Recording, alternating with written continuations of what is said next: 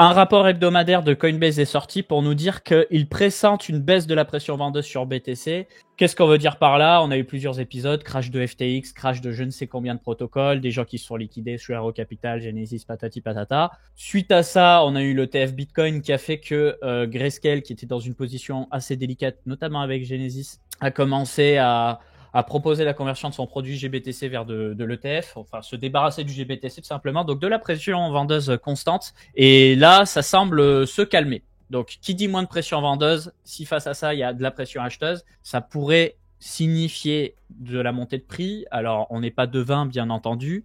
On parle également de facteurs macroéconomiques qui sont plutôt avantageux avec une baisse des taux d'intérêt parce que c'est vrai que la Banque fédérale américaine n'a fait que monter ses taux au fur et à mesure. Là, les choses pourraient changer. Merci beaucoup, Nico, pour le sub. Affaire à surveiller. Moi, ce que j'ai trouvé très intéressant là ces dernières semaines, c'est que de mi-octobre à, je dirais, mi-janvier, ça a été pump, altcoin pump, bitcoin pump, etc. Là, depuis une dizaine de jours, ça s'est calmé avec un bitcoin qui range. De toute façon, tu nous en parleras. On a vu beaucoup d'altcoins fondre, à des exceptions près. Est-ce que justement ça va continuer de fondre ou est-ce que c'est pas le moment justement de profiter du fait que voilà, ça respire un petit peu pour se repositionner? Je sais pas, j'aimerais bien ton avis là-dessus, Léo, d'ailleurs. Même si on fera un point là-dessus dans l'émission. Bien sûr. De toute façon, je voulais en parler. Alors, pour les baisses de taux, c'est pas encore acté. Ouais. C'est la possibilité qu'il y ait une baisse de taux qui rend le marché assez optimiste. Après, je crois que historiquement, lorsque les baisses de taux commencent, en fait, c'est tellement pricé par le marché que ça a tendance à corriger historiquement de ce que j'ai vu, de ce que des gens assez impliqués dans la TradFi m'ont dit. Mais évidemment, à prendre avec des pincettes. Moi, ce que j'ai trouvé assez intéressant, c'est que on a eu FTX qui a liquidé ses positions. Ou en tout cas une bonne partie. On a eu Celsius qui a liquidé ses positions. On a eu Grayscale qui avait globalement plein de BTC avec un discount qui les revend pour un profit, ou en tout cas des gens qui étaient dans le trust de Grayscale qui veulent maintenant s'en sortir parce que les frais commencent à être assez impressionnants. Donc en soi, on a eu une pression vendeuse qui a été assez forte pendant toute la hausse, de ce que je comprends. Alors, j'ai pas toutes les preuves on-chain, mais j'ai quand même l'impression qu'il y a pas mal de ces entreprises, donc FTX, Celsius, Grayscale, etc., qui ont essayé de liquider des assets. Et pour autant, le prix a pas trop pris cher pour le moment. Et ce que je trouve assez intéressant, c'est que en soi, on a eu les ETF qui ont été approuvés, on a eu les ETF qui ont été listés et tradables. Et malgré ça, ça va, quoi. Je pensais qu'on aurait un sales news plus puissant. Alors, est-ce que c'est le temps que on instaure des structures baissières sur le prix et qu'on se retourne vraiment, ou est-ce que juste le marché a racheté très fortement ces news-là? Parce que en vérité, on est au même prix sur BTC que juste avant l'approbation des ETF, quoi. Alors que la narrative jusqu'à maintenant, c'était globalement, on a la halving et on a les ETF. Donc on a les ETF qui sont passés. Mais ça va encore. Moi, ce qui m'intéresse, c'est surtout de voir ce que BTC va faire, parce que on est à 3 mois 3 mois ou un peu moins de 3 mois de la halving, enfin le prochain halving de Bitcoin. Et à chaque fois, on me dit oui, mais de toute façon, c'est pricé. De toute manière, ça va avoir de moins en moins d'effets, etc. Je veux bien entendre ces personnes-là. Il y a aucun souci. Mais jusqu'à maintenant, la halving a eu un effet plutôt positif sur le prix, ou en tout cas. Je sais pas si c'est une conséquence directe du halving, mais historiquement, c'est ce qui s'est passé. Donc, moi, j'irai pas parier contre l'histoire. Évidemment qu'on peut retracer, mais genre les gens qui disent oui, c'est ouais. Et à chaque fois, on nous dit les halvings c'est pricé, les halvings vont avoir de moins en moins d'effets, etc. Prouvez-moi le contraire. Prouvez-moi le contraire. Alors peut-être que ce cycle-là, on nous prouvera le contraire.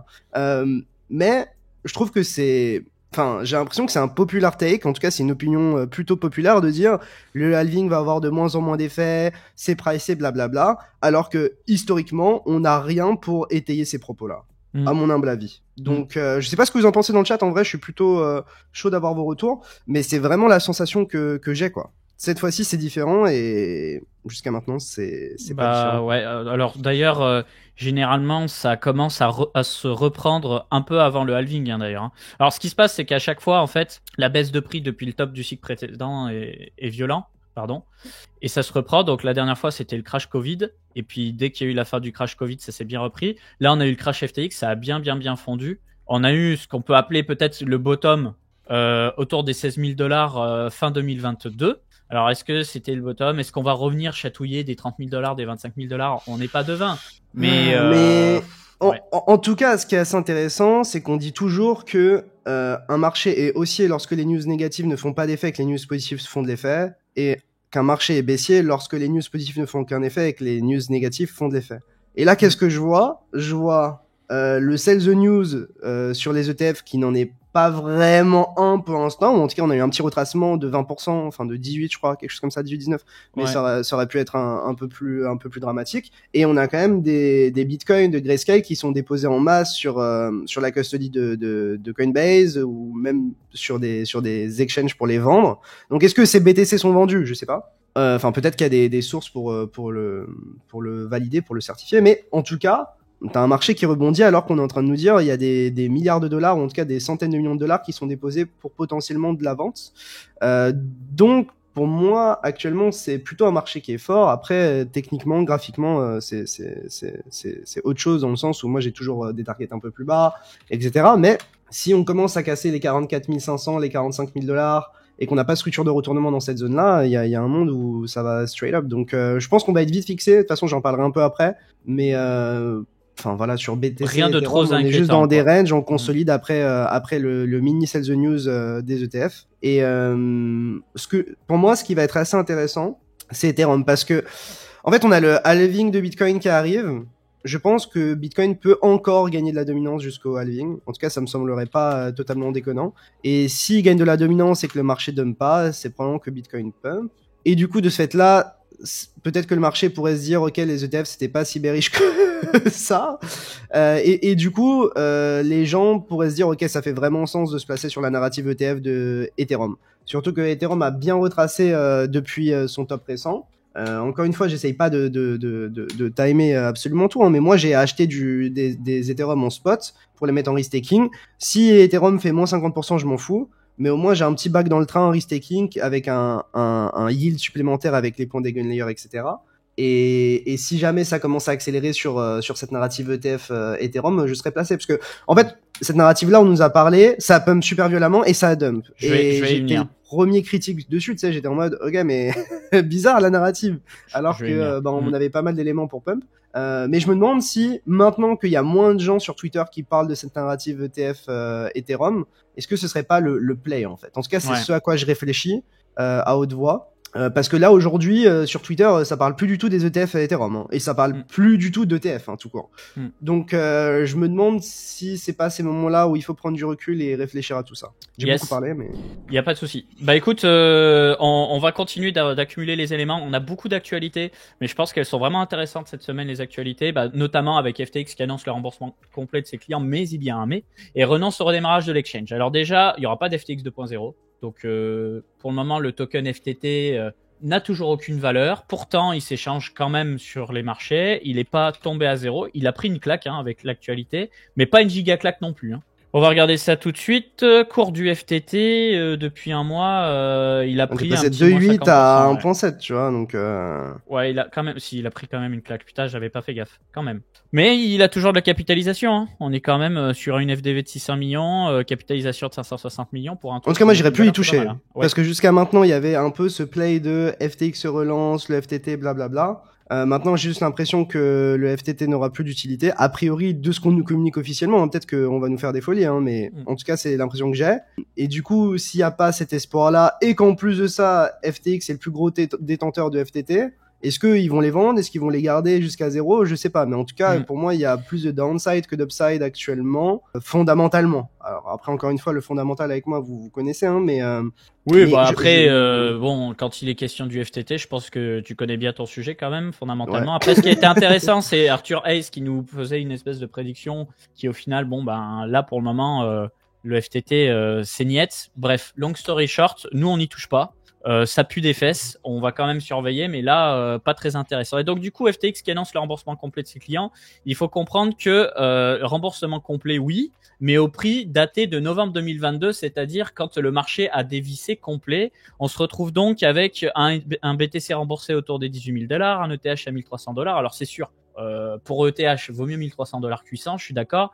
Mais enfin, actuellement, l'Ethereum, il est à 2003. Et il a beaucoup plus de potentiel. Même chose pour Solana. C'est sûr, vaut mieux avoir un Solana à $18 qu'à 8. Mais bon, le Solana, actuellement, il est autour des $100. On récupère entre enfin, on récupère genre entre 50 et 75% en moins de la valeur qu'on aurait dû obtenir si on nous remboursait proprement, quoi. Après, bon, au moins on récupère quelque chose, j'ai envie de te dire. Mais ouais, j'ai vu qu'il y avait aussi des plaintes, ou en tout cas qu'il y avait des gens qui essayaient de se rassembler pour essayer d'obtenir un remboursement à une meilleure valeur, etc. Parce qu'il y a un monde où, en fait, s'ils disent concrètement, on va être capable de rembourser 100% des users à cette valeur-là, c'est que s'ils l'annoncent officiellement, ça veut dire qu'ils ont plus que ce qu'ils doivent rembourser aux utilisateurs. On est d'accord? Ouais. Enfin, tu peux pas dire on rembourse 100% et avoir 80%, tu vois. Donc, c'est-à-dire que tu as 105, 110, 120, 130% à ces valos-là. Donc, c'est-à-dire que cet argent-là, il va devenir quoi? Où est-ce qu'il va aller, etc. On le sait toujours pas, mais tout est soumis à interprétation. En plus, tu vois, là, ils veulent déjà vendre...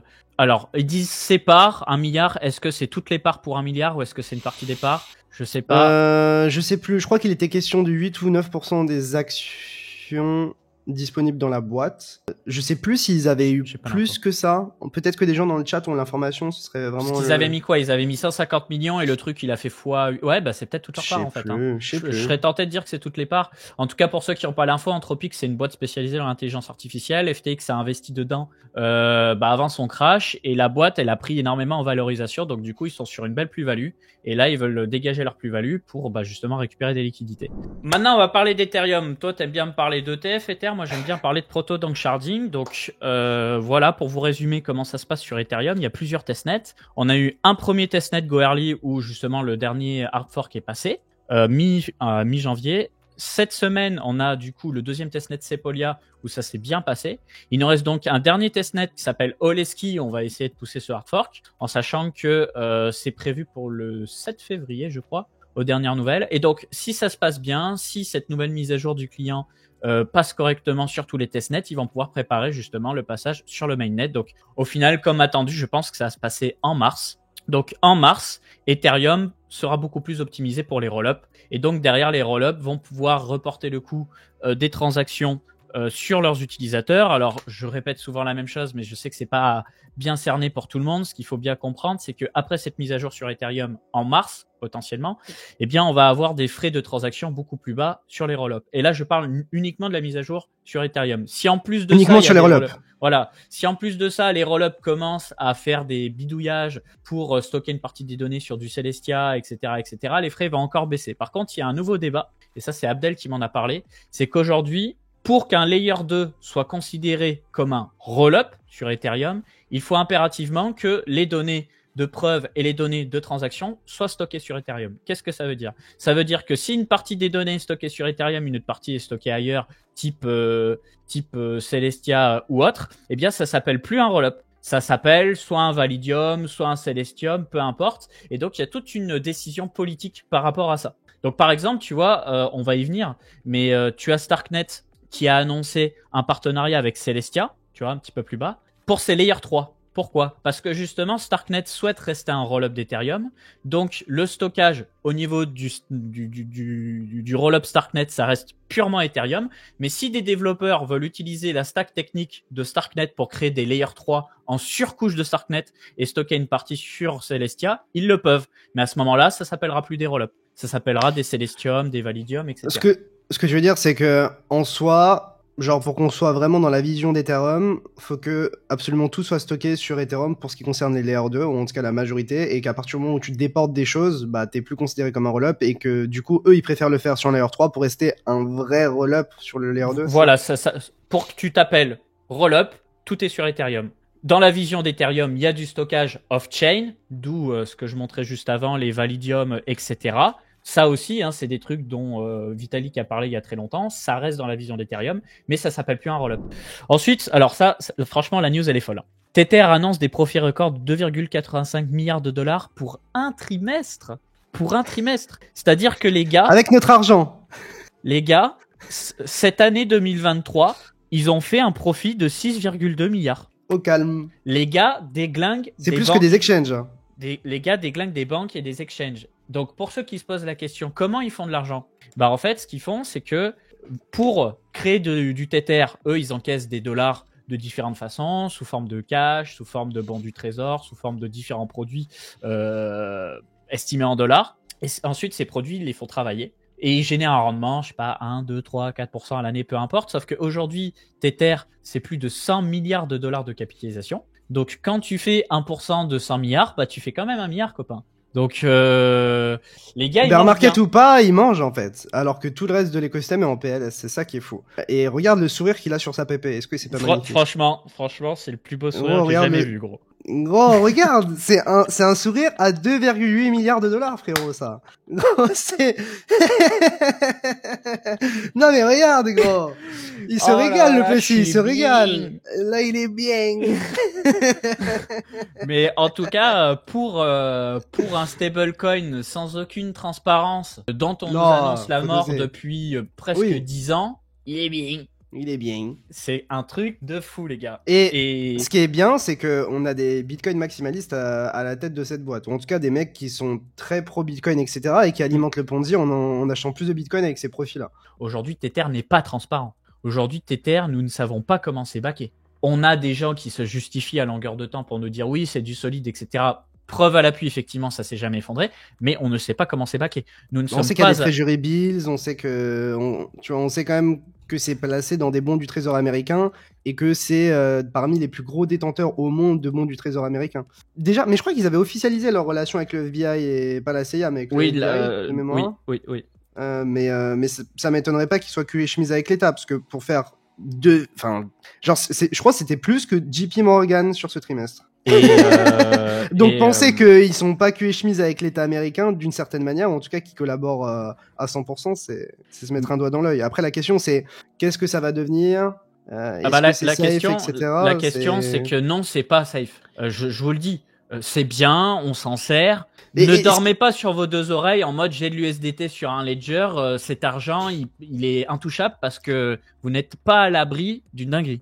Je dis pas que ça va arriver, ça peut arriver. Mais en réalité, on dit, oui, les mineurs, ils vont au Texas, les Américains prennent le pouvoir sur Bitcoin, mais est-ce qu'ils prennent pas juste le pouvoir sur l'écosystème crypto via Tether? Parce que, en gros, Tether, c'est quand même, enfin, si tu veux détruire l'écosystème, c'est peut-être plus efficace. Alors, je pense pas qu'ils peuvent détruire l'écosystème comme ça, mais ils peuvent rendre certaines choses assez chiantes, quoi. Donc, je pense pas que ce soit dans la philosophie des US actuellement de vouloir mettre à terre l'écosystème crypto. En tout cas, pas violemment, instantanément, etc.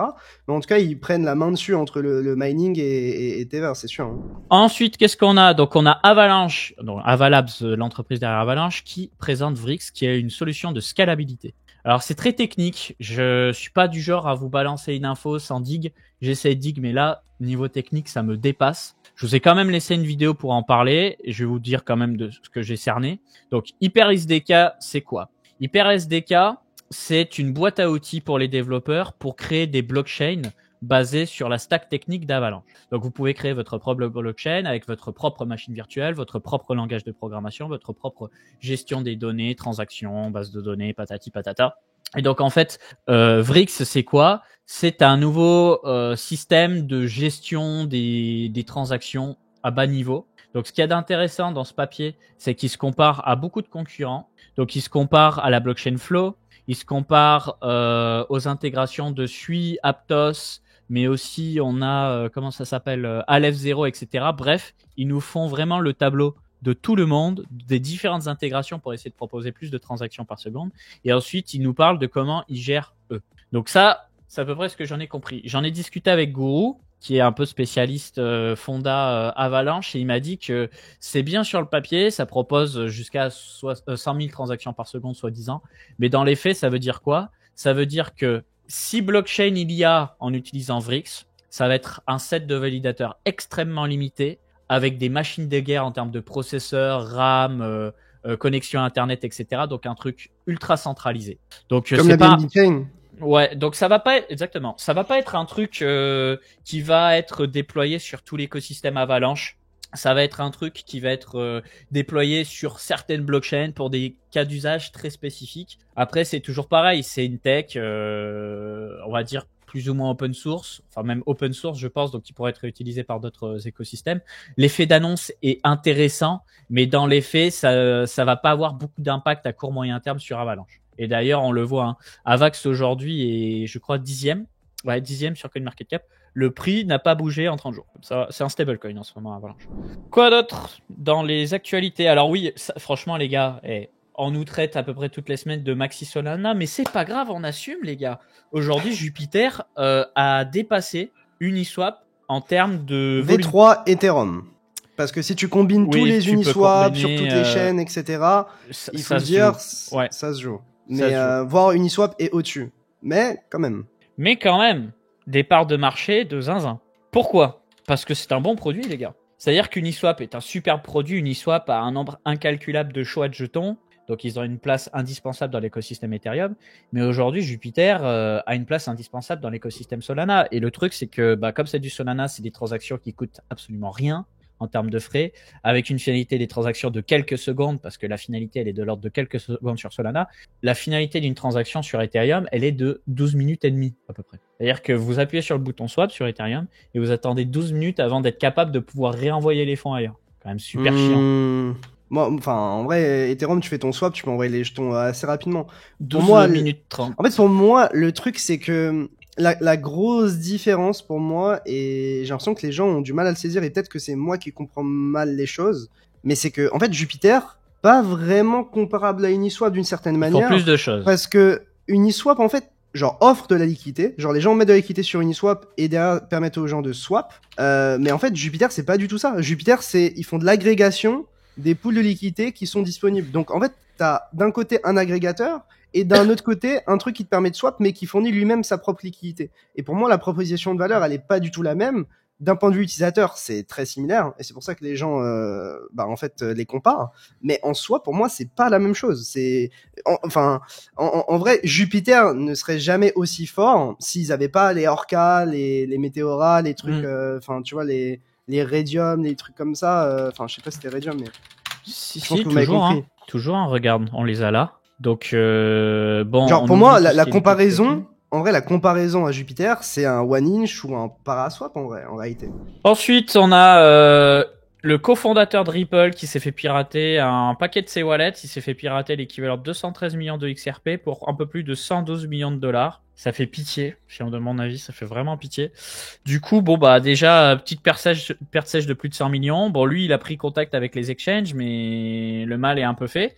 Surtout que le hacker s'est amusé à blanchir les fonds sur MEX et Gate.io, Binance, Kraken, OKEx, UOB, HitBTC et d'autres. Donc, tous les exchanges ne sont pas forcément réactifs par rapport à la situation. Ça a créé un petit peu de pression vendeuse sur Ripple, mais le jeton s'est repris rapidement. En tout cas, ça fait peur, hein, d'être quelqu'un d'aussi gros et de se faire pirater. Pas terrible, quoi. Ensuite, on a Aevo qui a enfin annoncé quelque chose pour son airdrop. On s'en doutait jusque-là, mais là, c'est plutôt clair. Et visiblement, on n'a pas tous les détails, mais ce qu'on sait, c'est que les gens qui se sont servis du protocole avant l'annonce du 31 janvier devraient être éligibles. Peut-être qu'il y aura d'autres phases après. On attend d'avoir plus de détails par rapport à ça. En fait, en gros, Aevo, c'est Ribbon Finance. Du coup, Ribbon Finance, c'est le leader des options. Et Ribbon Finance voulait mettre un petit peu à jour leur identité et aussi faire des perps. Donc, ils ont fait Aevo pour les perps. Et en fait, ils vont tout regrouper sous Aevo, de ce que j'ai compris. Et donc, en fait, parce que moi en gros, j'ai parlé avec la team et j'ai farmé. Donc, pour être clair avec ça. Mais j'ai jamais été payé par la team. J'ai jamais eu d'infos en avance de la team, etc. Mais ce que je peux vous dire, c'est que ceux qui ont tradé avant seront éligibles à un airdrop. Après, ce qu'il faut savoir, c'est qu'il y avait déjà un jeton qui est le RBN. Ouais. Donc, je pense que l'airdrop va pas être énorme. Et là, en gros, ils mettent en place, si vous regardez sur Coin Academy, ou vous tapez Aevo Coin Academy sur Google, en gros, ils mettent en place un système de farming un peu plus violent, je crois que c'est le premier, où en gros, en fait, ouais, c'est ça. En gros, ils lancent un programme de farming qui permet en fait aux gens qui sont éligibles à l'airdrop de booster un petit peu plus leurs allocations. Ou de permettre à des gens qui n'ont pas farmé de farmer, je crois. Personnellement, moi, mon opinion, c'est que Aevo, si vous espérez avoir un gros airdrop, c'est mort. Et qu'il faut juste passer à autre chose. Et moi, je suis passé surtout sur Hyperliquid d'un point de vue farming. Et j'ai sorti une vidéo sur YouTube, je sais pas si tu veux la montrer. Mais j'ai sorti une vidéo sur YouTube où j'explique tout pour le farming de Hyperliquid. C'est ma dernière vidéo. Et donc voilà, moi je farme pas mal. J'ai des milliers de points et ces milliers de points sont valorisés à 2 $ le point actuellement sur les plateformes comme Wells Market, etc. Donc je pense que je vais me gaver, je vais continuer de farmer. Après, si je vois que ça commence à être trop farmé et que je gagne moins de points pour le même volume, je pense que j'arrêterai. Mais pour l'instant, ça me semble assez intéressant, surtout que dans le CTUS, ça en parle pas. Je vois que sur le CTFR, ça commence à s'enflammer, mais j'allais dire, il y a pas de gros comptes. Enfin, à part moi et Tisma apparemment, en et gros Poulpe, compte, bah ouais, mais c'est relativement petit, tu vois. C'est pas Owen qui en parle, c'est pas Cryptomatrix qui en parle, c'est pas Junior Roman, c'est pas les grosses chaînes sur YouTube qui en parlent. Donc c'est encore early. Mais faites attention. En fait, l'intérêt de Hyperliquid d'un point de vue farming, c'est que c'est un farming qui coûte de l'argent. Et donc tous les petits mecs qui ont pas trop d'argent et qui farment des airdrops, c'est pas une insulte ou quoi. C'est juste que bah en fait pour eux ça met une grosse barrière à l'entrée pour farmer parce que t'es obligé d'avancer de l'argent d'une certaine manière en payant des frais. Et tout le monde n'a pas cet argent-là. Du coup, et il y a peu de gens qui comprennent vraiment comment les dérivés fonctionnent. Du coup, ce que ça fait, c'est que c'est moins farmé, en tout cas en termes de personnes, mais que c'est plutôt des grosses whales ou des traders réguliers ou expérimentés qui le font. Mais si jamais vous voulez farmer Hyperliquid, j'ai fait une vidéo qui est dédiée à ça. Encore une fois, si vous n'avez pas d'expérience en trading, que vous connaissez pas les dérivés, etc., ne le faites pas. Je pense que c'est vraiment la meilleure chose à faire. Par contre, si vous avez de l'expérience en trading, que vous comprenez les dérivés, que vous êtes profitable dans votre trading, etc., au moins considérez que ça existe et regardez, je pense que ça peut être pas mal. Si tu as bien aimé cette vidéo condensée, sache qu'elle est extraite de notre chaîne YouTube Coin Academy. Du coup, si tu veux voir l'interview complète, je te laisse cliquer sur la miniature dans l'outro ou alors tu peux passer tout simplement par le lien dans la description.